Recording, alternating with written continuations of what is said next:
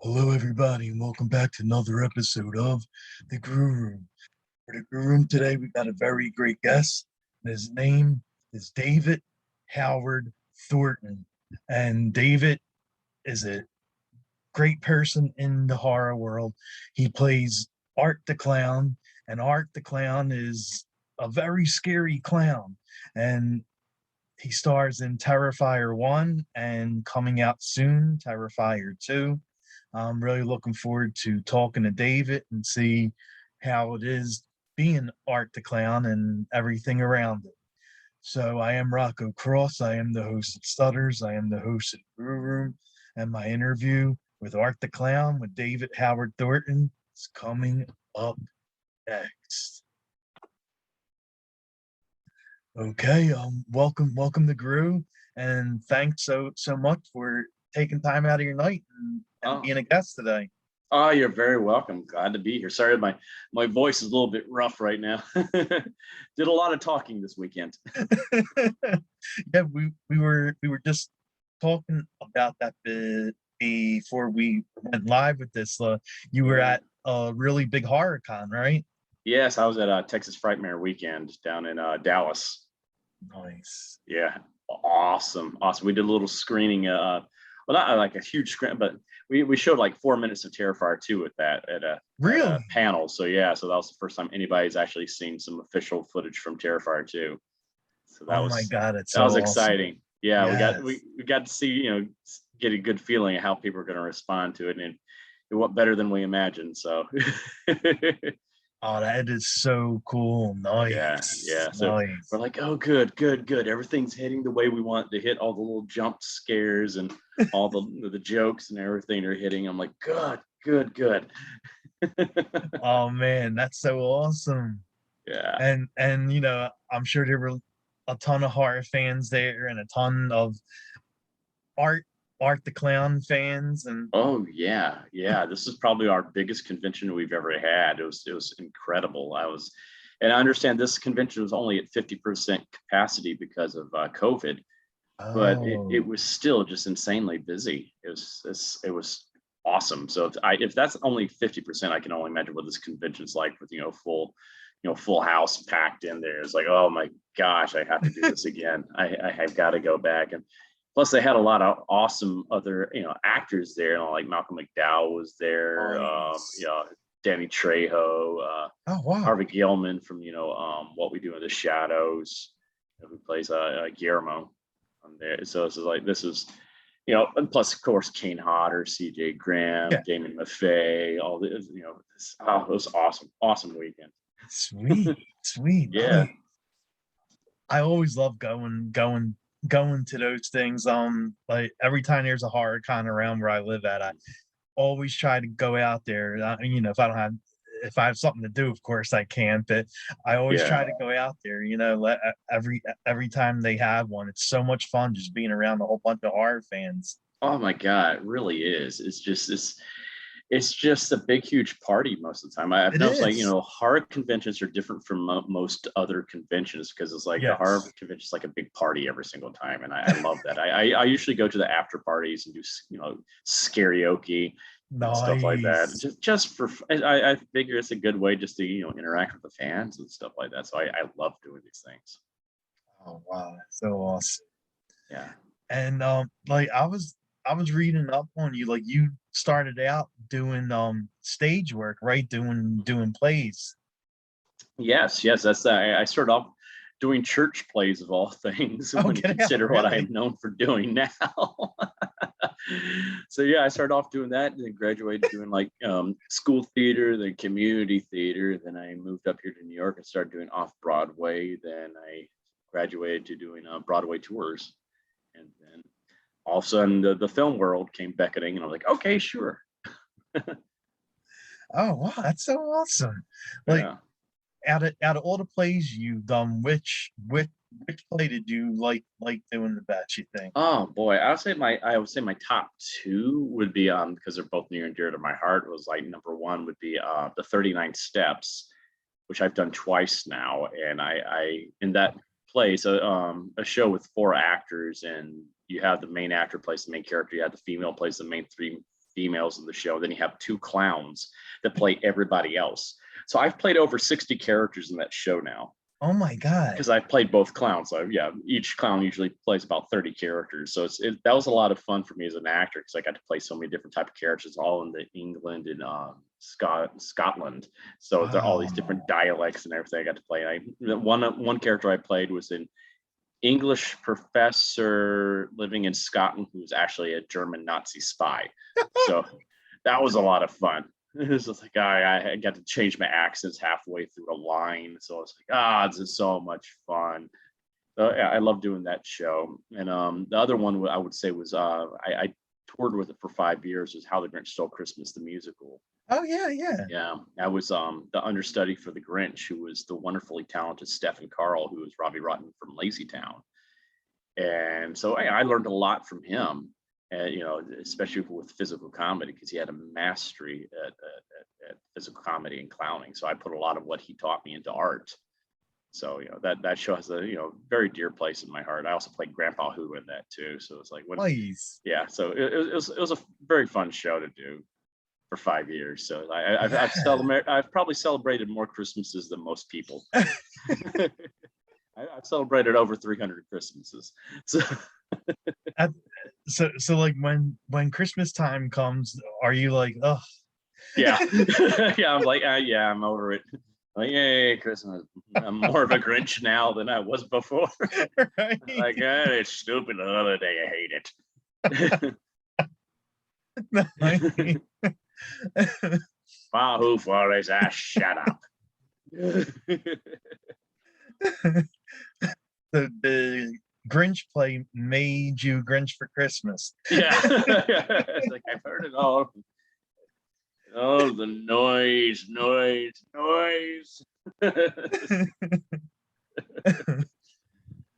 And I saw you also were part of a YouTube series, Nightwing, where you played the Joker. And yes, how cool was it to play such a iconic character like Joker? Oh man, that's like pure joy. That's like my favorite villain of all time. So, you know, being able to step into those shoes is just so much. I want to do it again, like in, you know, truly, you know, professional and formal fashion, like with, you know, actually be really associated with the actual DC property and full with their backing. That would be great, like especially on the TV show.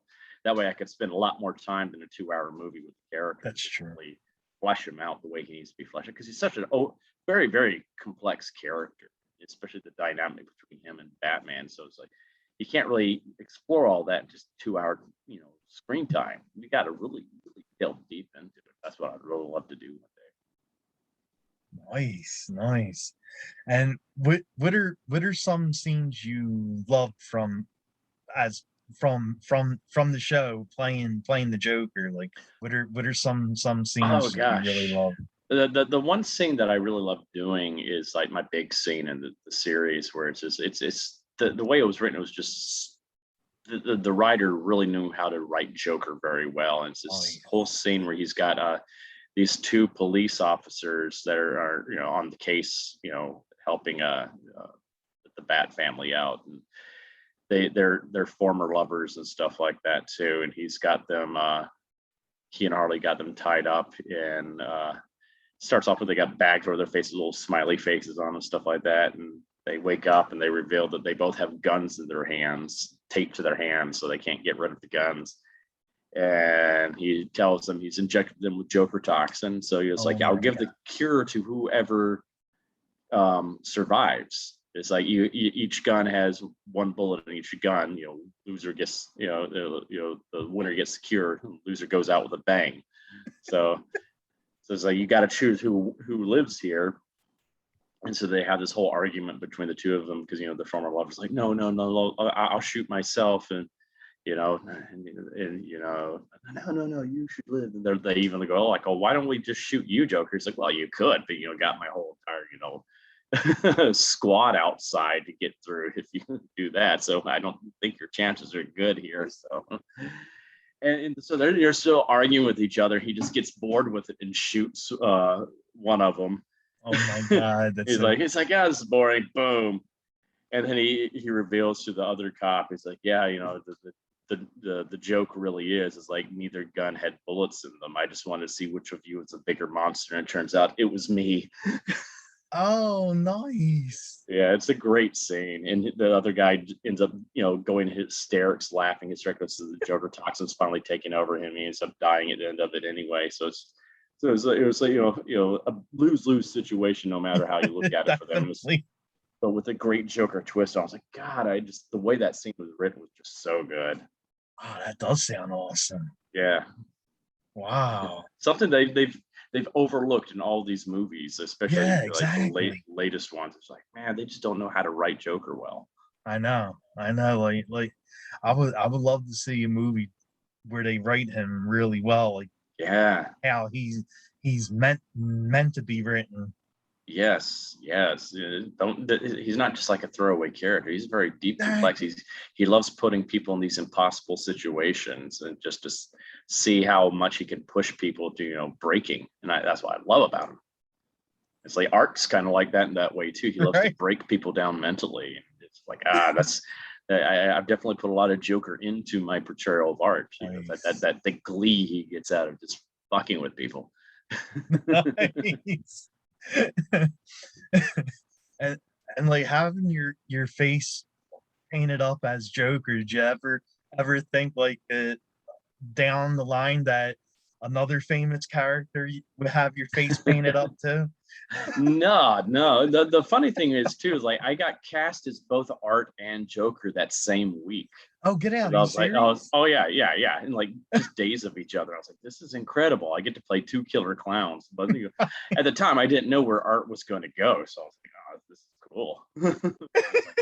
I never imagined, you know, like people would actually be dressing as me at conventions and stuff like that. There's a lot of people doing that. Yeah. I saw some great cosplay this past weekend, and especially this one cosplayer, Cherry, who dressed as me, is, you know, and did her own take on it. So like Art was wearing, she's a drag queen, so she did like a drag queen version of Art the clown. I was like, This is really something else. So I'm like, this is cool. I like that kind of creativity. Oh wow, that's awesome. Yeah. Because every time I'm at horror conventions, I see numerous people dressed as Art. Like there's more people now dressed as Art the Clown than Pennywise or the killer clowns from outer space. Yeah, it's nuts. Starting to dethrone that, you know, that Stephen King character. I'm like, this is crazy. We never expected that.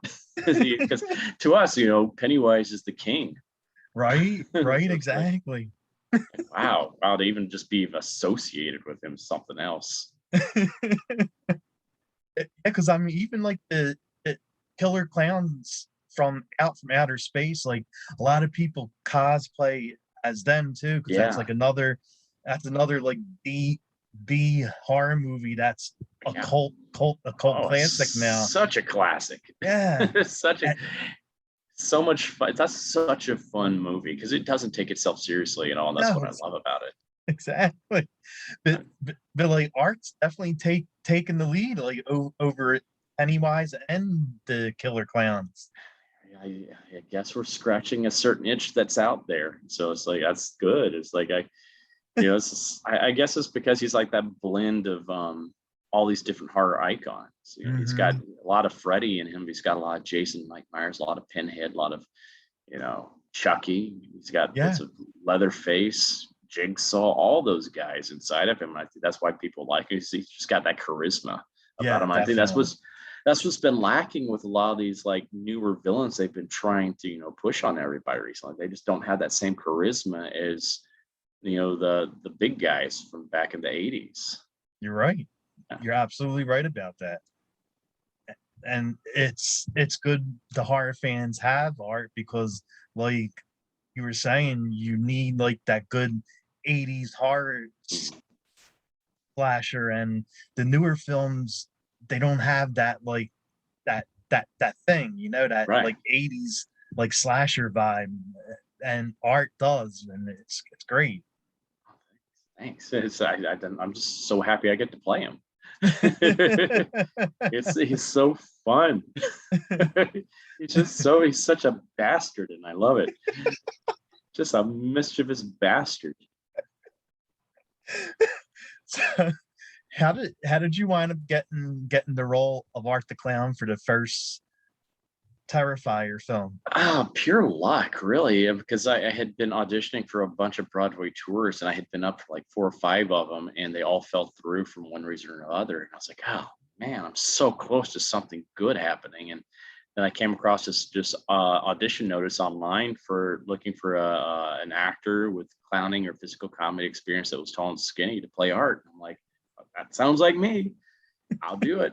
And I just submitted myself and went in for my audition, and I guess I nailed it. So Yeah, you definitely did. yeah. And the funny thing is, if I had gotten cast in any of those tours, I wouldn't have been able to audition or even film Terrifier. So it worked out the right way. Yeah, definitely did. Yeah. And how did you feel about like taking over the role of Art the Clown? Because someone else had it, right? Mike, Yes, was it? Mike Gianelli. Yes, he's Yeah. the original Art in All Hallows Eve. So Hmm. I pun intended, I had literal big shoes to fill. Yeah, you So really did. and I'm actually wearing the shoes he wore too. So I was like, yeah. So those are literally filling his shoes. So that's wow. But he did such a great job, and I know how I am when a new actor comes in for a beloved character, and I know how judgmental I can be. Hmm. I'm such a fanboy myself, especially when it comes to Joker. And so I was like, oh man, all my naysaying and I've done in the past is going to come back and bite me in the ass. I was so afraid. I was like, oh my God, I'm so afraid the fans are going to hate me because I'm taking over a role from someone else. I'm like, oh God, here comes the hate. Here comes the hate. Here comes the hate. And I guess they liked it. So I was like, oh, thank God. I must have done something right. Nice. Nice. And like what drew you to wanting to play someone like Art the Clown? I think it's just that he's that fun blend of viciousness and hilarity at the same time, and I love those type of villains. I love playing villains, but like there's so many different types of villains. But I've always liked the comedic villains like Joker, where it's like they're Hmm. so funny but they're scary at the same time. Exactly. It's that unpredictability about him that makes him even scarier, and that's what I like about Art. You don't know what he's going to do to people. You don't know when he could take his time killing you, or he could Hmm. just pull out a gun and out of nowhere you're like, oh my God, whoa, where did that come from? He's just unpredictable and just likes to just mess with people, get in people's Hmm. heads and see if they can break them. And it's not like he's doing it out of some kind of trying for some redemptive arc or something. He's had some horrible past or something. Like, no, he does it as like the Catwoman says in this, is she's like, he does it because he thinks it's funny. And I think Exactly. that's even scarier. It's like, oh my God, this guy doesn't actually have a real like reason or anything. He just does it because it's fun and entertaining to him. He's kind of like the anti-clown in that way, because clowns are here to entertain us Hmm. and bring joy and happiness, but he does it to entertain himself and bring misery to others. Right. Right. That's not. He's an And asshole.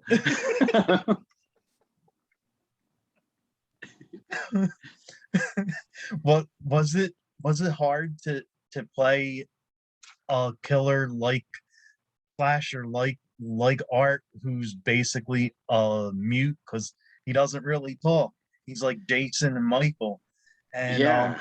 like how did you prepare to play a slasher who doesn't say nothing? Yeah, that definitely was a challenge because most people don't realize it, because I'm known for playing a silent character. I actually do over 200 voices. I'm an impressionist, and so I've all the other characters I've played in the past. I've always developed the character off the voice, and everything has fallen in place after that. I've always relied on. I've never wanted to do the same voice for a different characters. I've never wanted to use the same voice for. And so I was like, oh God, I gotta scrap all of my major toolbox for this character and rely on my physicality. And so, but that's the great thing. It's like the makeup I'm giving it. I'm not like wearing a hockey mask or anything like that hides my face. You see my face at all times, even though Yeah. it's covered in makeup. It's like the makeup I wear is very malleable. So you can see even like the small wrinkles I have in my forehead and stuff like that. So that's what I love about it. It gives me full range of expression. And so I was like, well, since I have that full range and I'm playing a clown, I might as well make use of that fact. So that's why I have the bigger exaggerated movements and all that kind of stuff, bringing that clowning element to it. And I of course, base that on my love of physical comedy and physical comedy. It's great when like the ones, especially from the black and white era of film, the silent film era, like Chaplin and Keaton, Harpo Marx, all the way up to Doug Jones and like Rowan Atkinson and Mr. Bean and Jim Carrey. I just pulled a lot from those guys. And of course, Stefan, who, so wonderful to, have taught me a lot during Grinch. I put a lot of what he taught me and a lot of his mannerisms into art as well. So, and of course, I just blended that with my love of, the great horror legends that came before me and just put all that and make some really weird concoction that became art. Nice. What was it? Because from what I read, like a lot of the scenes were shot at the night time. Yeah. Was it hard shooting night scenes? It was for different reasons too, because we filmed most of it during the winter here in New York, which gets cold. Oh no. It's so cold. Like the night we did the hacksaw scene, it was about 20 degrees in that room and we had no heat. So that was miserable. That was absolutely, especially for poor Catherine who played Dawn. I'm like, she's naked and covered in blood. So that's not fun at all. No. It's like, oh God. And plus it's like you're doing it overnight. So you're basically sleep deprived most of the time. So much of this is we're doing on fumes. So we're a little bit delirious while we're filming all of this because we're going until we basically film until the sun came out because we couldn't film anymore. So we're like, okay, well, sun's out. Okay, we're done for the day. Let's go to bed for like 4 or 5 hours and come back and film more. Wow. So yeah, it was a long process, but we got through because we kind of like, I like to say we suffered for our art. So yeah, because whatever happened on that set, like the movie turned out to be great. Yeah. I was like, there's some scenes I don't even remember doing too much because also I was just whacked out of my mind out of just sleep deprivation. So I'm just like the night where I was doing the bicycle stuff, that was oh my God, I think we're just so delirious that night. We're so giddy we couldn't stop laughing. Like that crash was a real crash. Oh my God, get the out. staircase. Oh yeah, I was falling off that thing constantly. It was hilarious. There's a lot of behind the scenes footage from that where I'm going around singing bicycle races from Queen and stuff like that.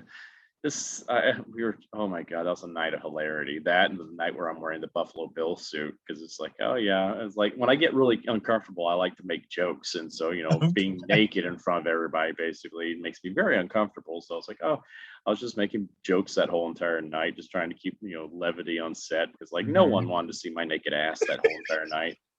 And that was poor Samantha's first night working with me too. So I was like, yeah, what an introduction to Terrifier for her. It's like, hi, welcome, and here's my ass and my boobs. And she was just like, oh, this is awesome. I was like, okay, we're gonna have fun. Yeah, exactly. Yeah. Like, you have to be a special person to be on set Terrifier, I think. Right. And how do you get into a mind frame to go into that like dark place to play someone as creepy as art, I think that just comes from the sleep deprivation, really. I'm like, I'm tired, I'm angry, I want to go to bed, I'm hungry. Kill. Hey, that works. Yeah. It's just I'm not a method actor. I understand the character, so I can just turn it on, turn it off when they say rolling. So like as soon as they say cut, I'm usually like, oh my God, are you okay? Which is gotta look really weird when I'm covered in blood and I had just been strangling you, and they're like, are you okay?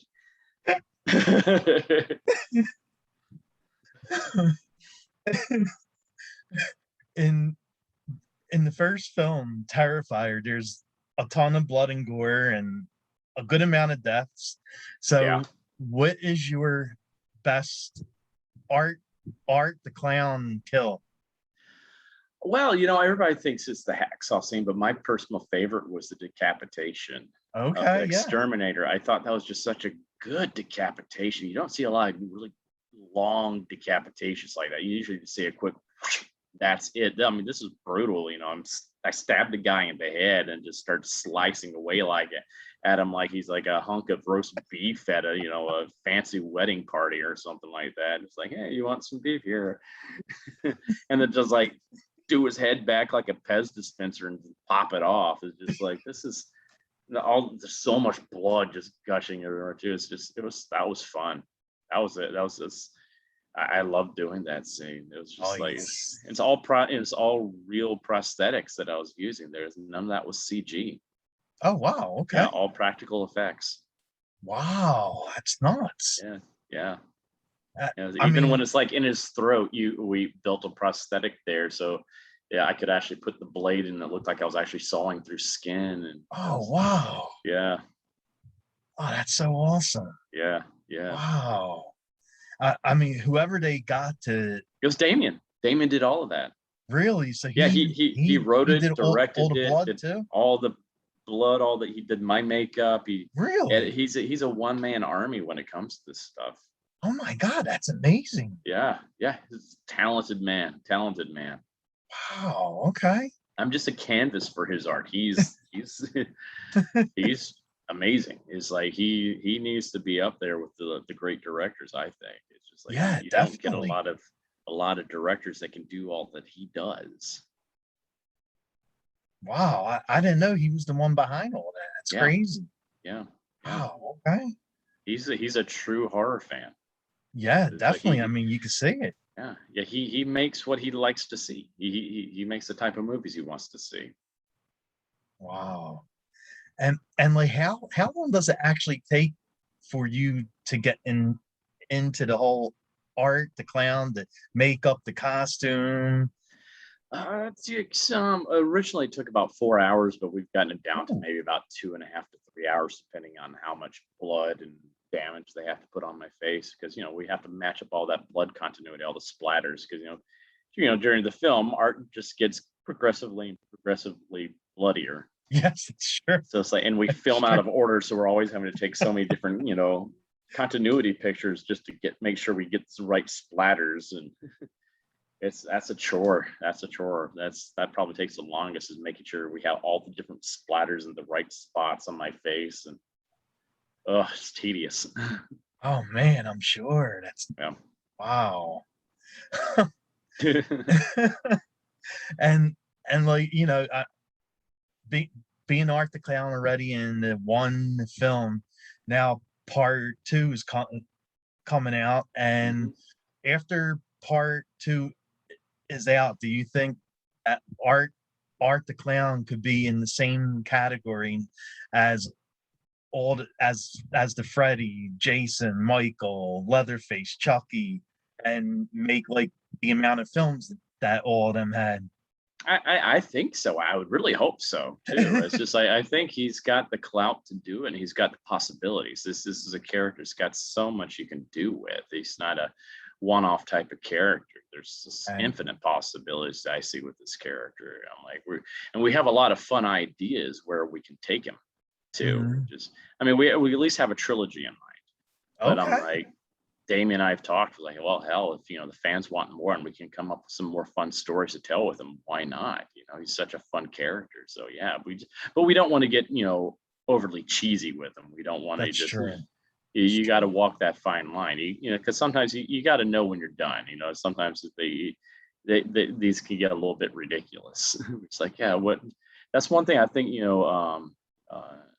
Uh, the creators of the Chucky movies have done really well. They Yeah. found ways to keep evolving the character and doing new things with the character. And you basically have three so far, because the series has come out. But you have, looking at the whole pantheon of movies they have, you have three main chunks where you have the Andy series, then you have the Tiffany and the Hmm. Tiffany's the family series, as I like to call it. Then you have Hmm. the Fiona Dourif movies Yes. as well. So and It, it just keeps evolving that way. And I thought that's something I would like to see more done with art too. It's just like finding new ways to keep evolving him and still tell fun stories with him. definitely. Yeah. I mean, like like you said, now Chucky has his own television series, so Hmm. that might happen with Art later down the line. You never Oh know. yeah, he could definitely have his own television series for sure. I mean, it's like it's like that's the thing. I don't think we have to just keep him confined to just Halloween. We Right, could have right, him exactly. just. I would like to see him just running amok through all the different holidays. You know, Flag Day. He's doing different. Well, Arbor Day, Archford Day. you can use Art for how much you don't like Christmas time. Now you can make Art a killer on Christmas. Oh yeah, oh yeah, Satan Claus. It would be fun for the whole family. Exactly, exactly. Yeah. Have yourself a bloody little Christmas. Art does Hanukkah. Right, 8 crazy yes, exactly. nights. Oh my God, you could come up with so many different names for a Christmas Art movie. Yeah. Oh, it'd be fun. Oh my God. It's just the possibilities. Oh my God. Sleigh bell ring. I don't know. And what were your thoughts when you first read the script for Terrifier 2? Oh, I thought it was nuts. I was just like, because I read, especially when I read the hot hacksaw scene, I was like, I'm so used to most movies. They might describe the scene in the script, but like what you see on screen is not what they necessarily write in the script. That's more just for everybody's. They know what's supposed to be happening there, but they don't show it. So I was like, oh, okay, Hmm. cool. This is what's supposed to be happening, but I'm like, okay, yeah, they're not going to show this. And I asked Damien, he's like, oh yeah, we're going to show all of that. I'm like, holy crap, really? I'm like, that's awesome because no one shows the kills really anymore. And if they Right? do, they zoom out or something like that. See, Exactly, because it's exactly. like I hate saying it, but Hollywood's become a bunch of pussies when it comes to kills in these A movies. hundred percent true. It's just like because they're more concerned about putting butts in seats, so they're more about they want to make them more PG than they want to make them rated R now. It's just like Hmm. no, this is the one genre you're not supposed to do that. Are supposed to be pushing the boundaries, experimenting. It's like they're not these movies aren't supposed to make you feel comfortable, and that's what and that's why I'm so happy we actually do these really over the top crazy scenes, because we don't want people to feel comfortable, but at the same time we make them entertaining too, so you have to find that fine line of like just being full on gore porn Yeah, yeah. and actually do something entertaining with it at the same time. And that I think there's a kill in part two where we're like, are we going too far with this? Because oh my God, I mean this one kill took us like 5 days to film because there are so many practical elements to it. I'm Oh like, my God. it's basically me doing for several minutes just going to town on one person, and it's Wow. just it's brutal. It's just absolutely. We're gonna get hate for the scene, but I know this is a scene I doubt they would even allow us to put in the theater because it's just so brutal. It'll definitely get an NC-17 rating. Really? It's so vicious. It's just so incredibly vicious, but it's entertaining too because I'm still doing my art type of Well, shtick yeah, with it too. So exactly. it's like, oh my God, but because most scenes like kill scenes happen in the movie are just really quick. Hmm. It's Hmm. like and art's different from that. He likes Oh to yeah, definitely. play with his food, as I like to say. It's just like he loves the kill. It's all about the art of the kill. It's like, oh, I have so much fun with his name, as you can tell. There's just so many puns you can make with this one. I'm like, I thank Damien so much for naming him Art because I can do so many things with that name. Right? Exactly. Yeah. And I know you can't really say too much, but is there anything you can say about Terrifier 2 and also working with Felissa Rose, who's a horror Oh yeah. icon? Yeah, Felicia's great. I mean, unfortunately, I didn't get to work with her really in the movie because I mean, Oh, she's like she and Tamara Glenn, and we have another person that's in the movie. They all have like little cameo roles and stuff like that. So it's like they're just there for fun because they just want to be part okay. of the film. So we found roles for them. Yeah, but I mean, it's like I understand everybody else that got to work with Felicity that they just had a blast with her. I've seen her scene and she's hysterical in it. So it's just like Nice. good old Felicity. But it's like, yeah, this film's gonna be crazy. It's just like I think Damien outdid himself in every movie. Okay. 'Cause he listened to all the reviews we got, all the critique, and the good and the bad, especially the bad he listened to. And he's addressed all that. I think he's addressed the things that people found were flaws in the first film, especially the lacking of the plot.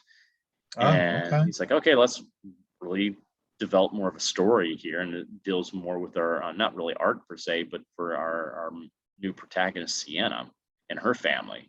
So that's what the whole movie hinges on, her and her relationship with art, because it all takes place a year after the events of the first film. So Mhm. that whole community now is aware of art. Yeah. They don't know where he is. They know this guy basically came back from the dead and he's missing. And so there's that whole kind of mythos has already been built up around him. And so that's what this movie kind of deals with. And this one character that's pushed into this world where she's encountering him in this nightmare scenario. And it's not like she doesn't come from the perfect family either. So there's a lot of depth to her character, which I really enjoy.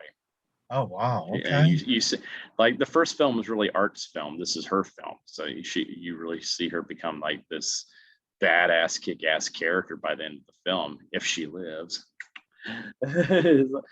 Yeah, so she's a very Ellen Ripley type of character, which I love about her.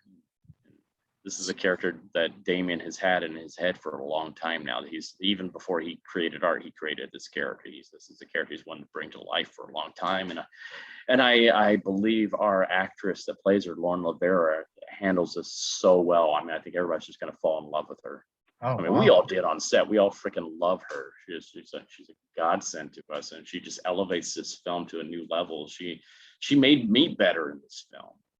It's like we all played off of each other so well, and it's like I don't want you to think this is just all her. I'm like, Art is front and center in this film too. He's not Well, just going to yeah, be like of course. coming in like the last 5 seconds of the film, like in the new Candyman. It's just like Oh my God. nah. Yeah. Yeah, it's like we missed you, Tony.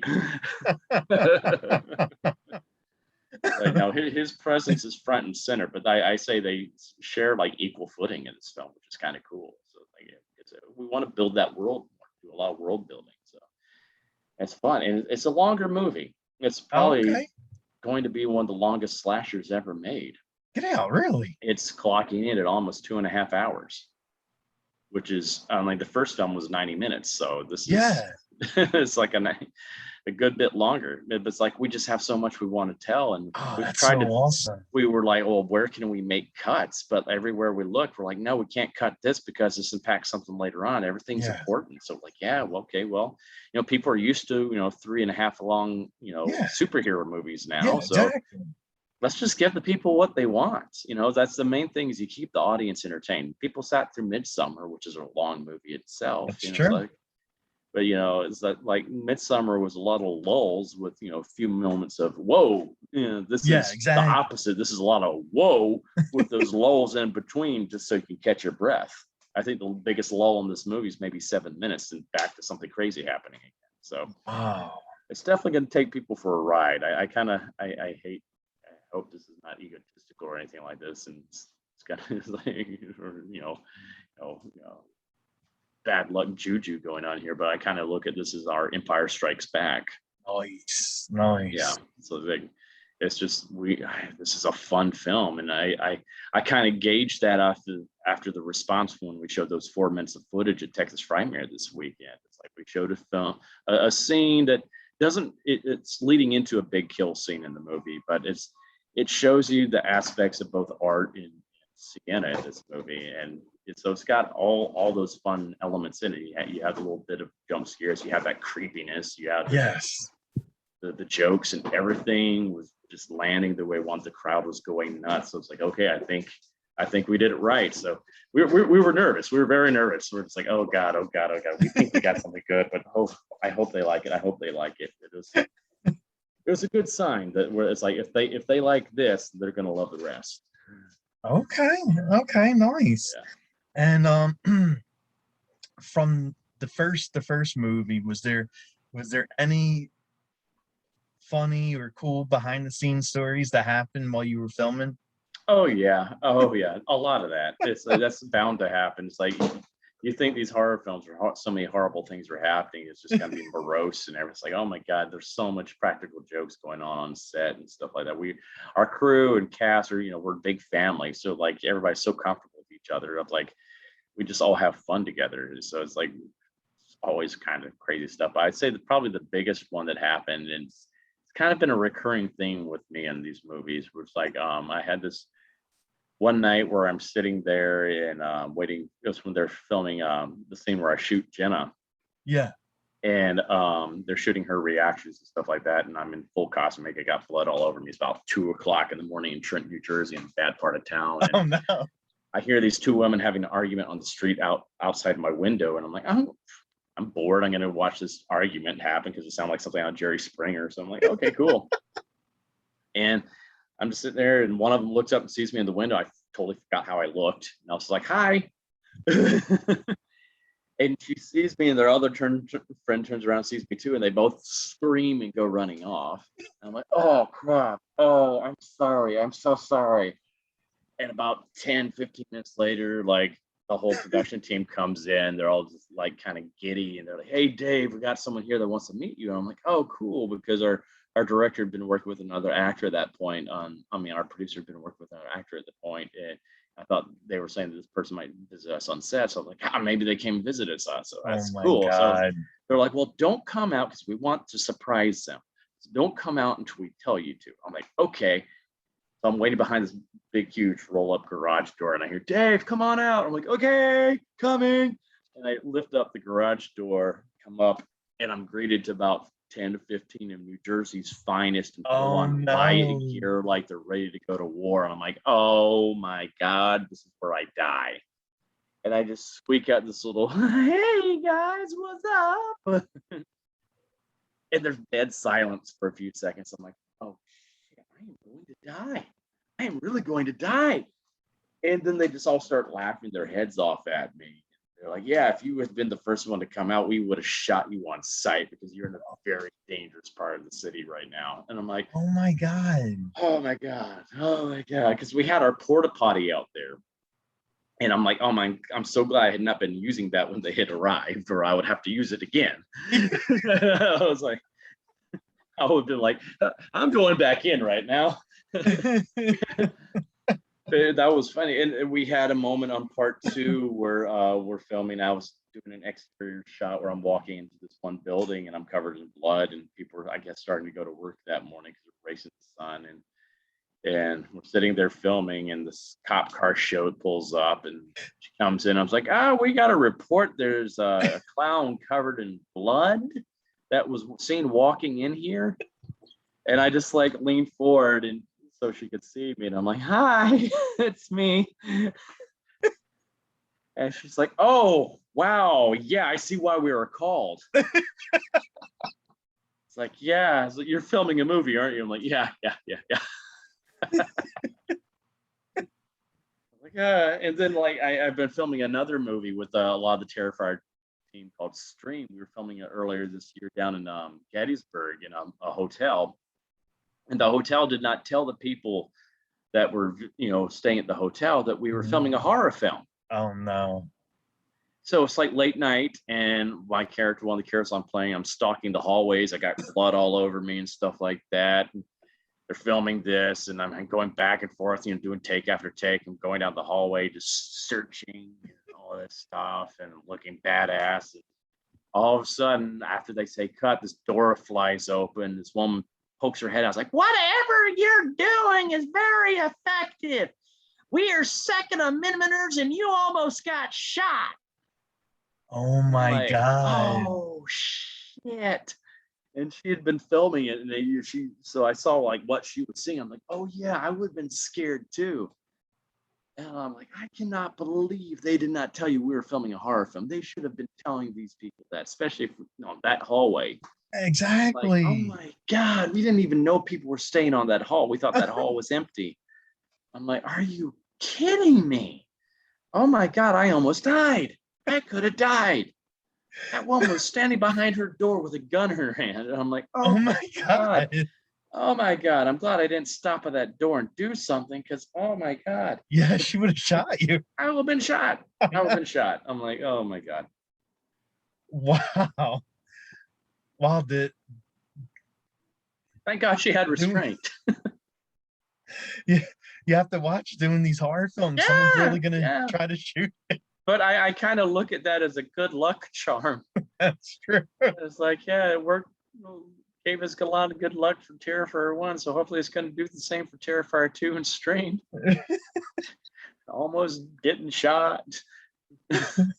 Oh my God, that's Yeah, crazy. yeah. It's just like, yeah, it's a trend with me, I guess. I must be, what I'm doing is effective. Right? Exactly. I'm so scary. This little skinny little guy like me, and I guess I'm that much of a threat to people. That's true. That's true. You are. That- I don't know if you watch wrestling or not, but Mhm. if there was a steel cage match between Pennywise and Art, who do you think would win that? Oh, that's easy. Art. Because first of all, Art's not afraid of anything. So That's Pennywise true. has no power over him. And then Art would only have to just point out him and do a silent laugh and maybe flick him off and defeat him. You just have to make fun of him. That's true. You're right. You know, Yeah. that's absolutely true. Yeah, I would see. I know for a few years ago they were supposed to be bringing back Celebrity Deathmatch, the old MTV series. I was like, God, Oh that would be a wow. great episode. I would love that. I would love that. That'd be Art so much versus it. fun. Yeah, it would be funny if they initially did like the Bill Skarsgård versus Tim Curry and then Art just Yes. comes in for the sucker punch at the end of it and just ends it. Oh It's my like, God, that would be so funny. yeah, Yes. that I would be so happy. I would be so happy if they did something like that. I That still love that show. Oh God, I used to watch that every I week. I same. Like I watch that every single week. That was so fun. Yeah, that was my jam back in college. Like my roommate and I, every week we'd be watching Celebrity Deathmatch. Nice, Yeah. nice. And I know you're a big horror fan. So what are some horror movies you love love watching? Oh God, so many. There's so many. It's like I always say like my top five are Texas Chainsaw Massacre, the original one. Exorcist, Omen, original Halloween, Nightmare on Elm Street Part 3, Dream Warriors. But Yes. Jaws is up there. The Scream movies are up there. Oh God, Silence of the Lambs. There are recent ones too. I love The Babysitter. I thought that was just amazing. That That was was really so good. much I like fun. that. Yeah. I love The Final Girls. I thought that was a lot of fun. Yes. Happy Death Day, Psycho Yes. Gorman. Those were a lot of fun. It's like I like horror films that aren't pretentious, that aren't trying to like look how artistic we are, look how smart we are. I like the ones that Mhm. just know what they are and they have fun with it. Exactly. That's why I love slashers so much. They're just fun. You don't really go in there expecting complex plot or anything like that. Sometimes you just want to turn your brain off and just I have know. fun, and that's how I am with these slashers. It's just like I love action movies for that same reason. I recently saw the movie Nobody with Odenkirk, Hmm. and I freaking loved it. That was just I kind of liked it better than the John Wick movies. I was like, this Okay. is just fun. So I think that's what people need to get back to, just having fun with these types of films. It's Yeah, just like exactly. everybody's just trying to put some kind of social agenda or something like that. Yeah, you can do that in films too, but you can still do that, but also still have fun with it too. Right? Exactly. Yeah. Yeah, I mean, you look at the original Romero movies; those had a lot of social commentary, but they were still fun movies. No, you're absolutely right about that. And what do you like doing during your free time if you have free time Yeah. from acting and conventions and stuff? I'm a big entertainment junkie. So I mean, I love video games for one. I'm a huge gamer. Oh my God. Nice. It's sad. I've recently become addicted to this game, Genshin Impact, which is one of these like free to play games, and it's ridiculously huge, well made free to play game. I'm like, wow, this is awesome. but I play I play a lot of like RPGs and like Okay. action games. I love Legend of Zelda is my jam. So anything Zelda like, I'm happy with. So I do that. Watch a lot of course, a lot of TV and movies as well. One of my favorites right now is What We Do in the Shadows. Oh I just yes.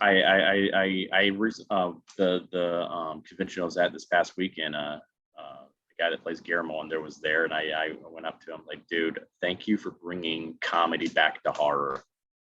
This is wonderful. I mean, I would kill to be on that show. I would be happy just to be in one scene. I would be so happy just to be on set and just because it looks like they have so much fun with that show. I know exactly. You're I right. love it. I just absolutely love it. So it's like that kind of stuff. I just love. I just want to be entertained.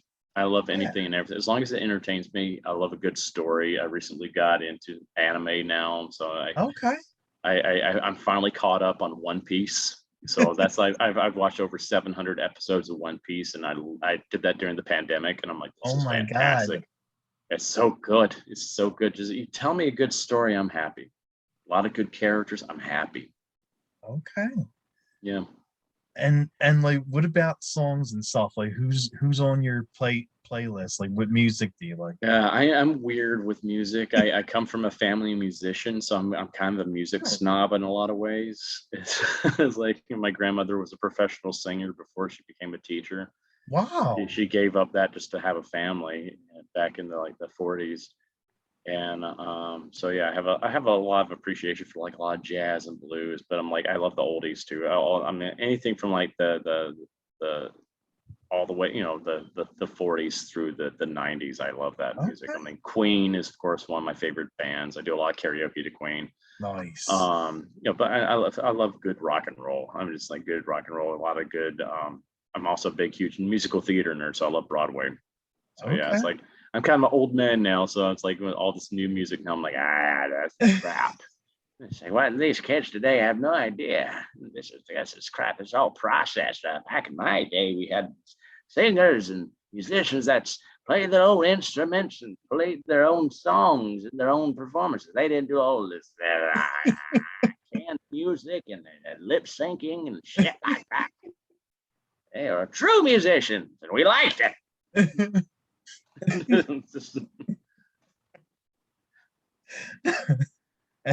Give me my insure. I'm hungry. It helps me poop.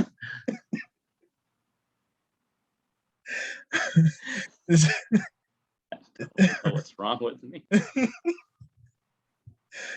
Is there anything coming out next besides Terrifier 2 that you want to push? Yeah, sure. I'm like I mentioned earlier, I'm doing this movie stream, which we've got a lot of horror alumni in this. It's an amazing cast. I've recently announced a lot of people like Jeffrey Combs is in it, Dee Wallace, Felissa Rose, Dave Sheridan, Danielle Harris. Oh God, so many people in this movie. So it's been amazing working on this because I get to see these actors I grew up watching in movies. I'm now in a movie with them, so it's been a great learning experience for me, especially watching Jeffrey Combs work. Oh my God, he's amazing on set. Yeah, that was a fun day. I was like, can I just sit in and watch him? And they're like, yeah, sure. And Jeff was fine with it. He was like, I was like, oh my God, it's like I'm having a master's class here. So I love this. So I had a lot of fun filming that. We're almost done filming it. I think I had maybe like one more scene to film. So that's going to be exciting. We're going to release that, I think, sometime next year. So they even have an Indiegogo campaign for it right now. So be sure to check that out. Also, I'm going to be next year. I'm supposed to start filming Night of the Living Dead 2.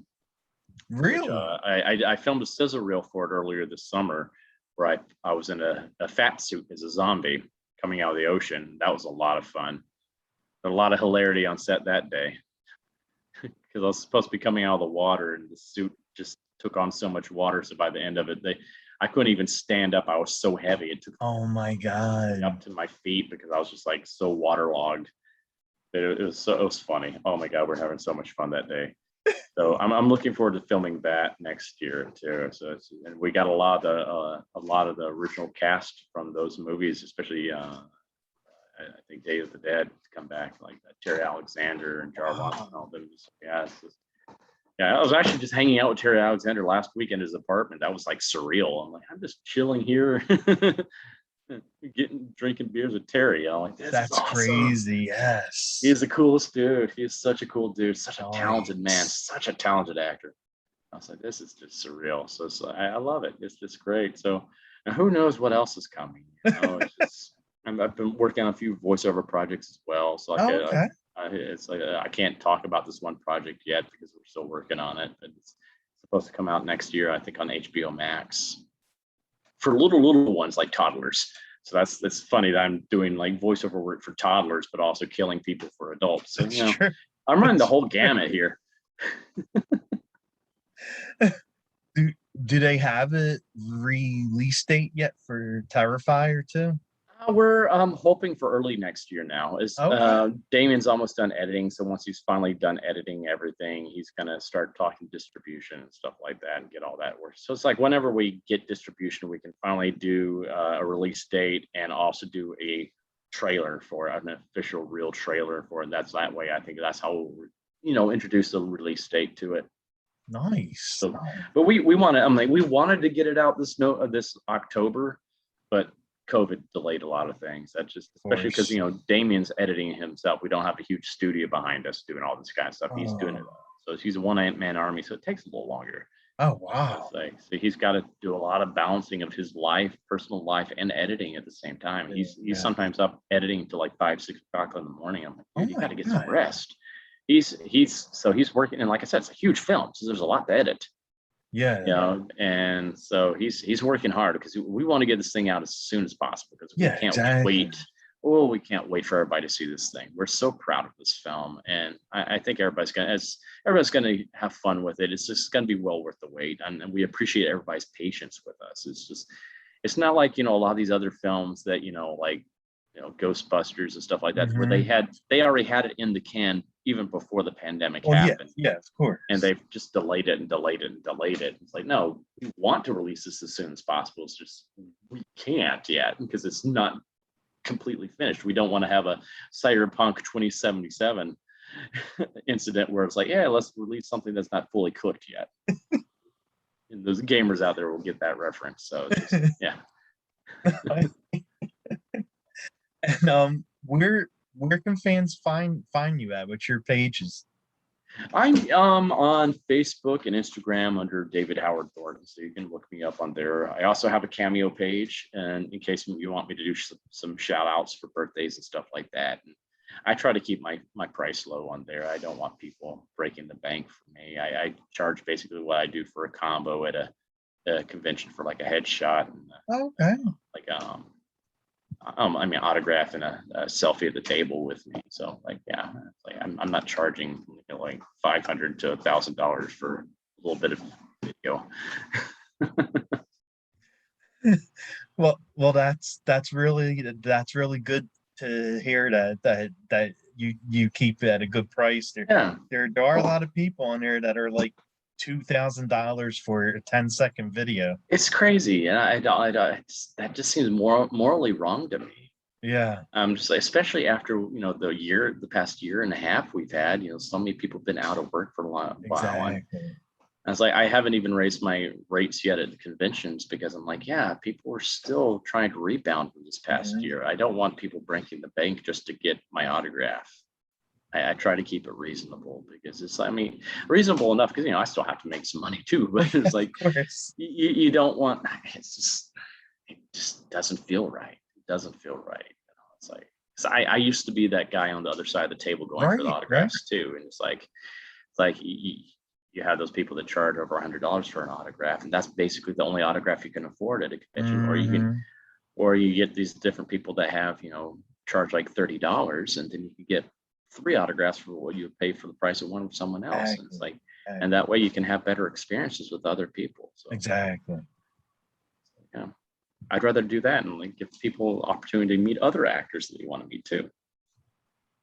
Awesome. That's really cool. That's awesome. Well, I mean, I don't want to take up more of your time. I want to thank you for coming on the show and taking as much time as you did to come on for the interview. Oh, Thank you. you're very, very welcome. I was happy to do it. Awesome, awesome. And I'm really looking forward to seeing part two of Yay. Terrifier. I'm so happy to know it's coming out. Yes. And Yes, it's coming. It's coming. It's coming. It's been a while, but it's coming. It's coming. That's what she said. I don't know.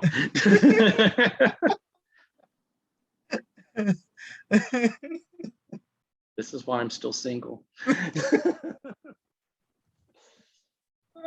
There's the line. There's me.